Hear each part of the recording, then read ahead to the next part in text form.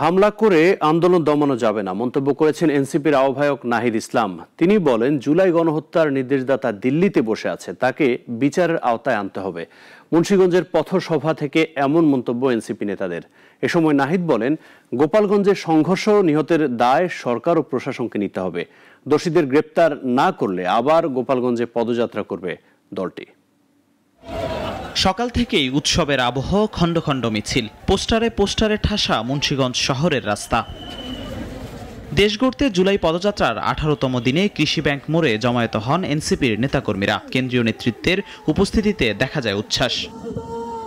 বেলা গড়াতেই মঞ্চে ওঠেন দলের কেন্দ্রীয় নেতারা বলেন, জুলাই, বিডিআর কিংবা শাপলা গণহত্যার নির্দেশদাতা বসে আছেন দিল্লিতে। বসে থাকা হাসিনাকে বাংলাদেশে এনে বিচারের আওতায় নিয়ে আসতে হবে। সবাইকে ঐক্যবদ্ধভাবে পরবর্তী বাংলাদেশ বিনির্মাণে আমাদের একসাথে কাজ করতে হবে।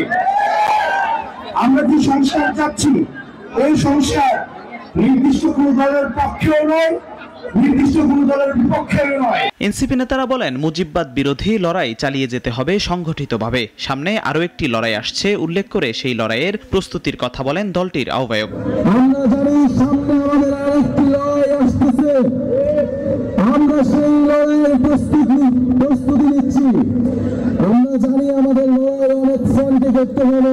প্রচলিত নির্বাচন ব্যবস্থা বাতিল করে গ্রহণযোগ্য নতুন কাঠামো, বিচারহীনতার অবসান আর জুলাই সনদ বাস্তবায়নের দাবিতে এনসিপির এই কর্মসূচি। মুন্সিগঞ্জের পথসভা শেষে বিকেলে নারায়ণগঞ্জে প্রবেশ করে কেন্দ্রীয় নেতারা।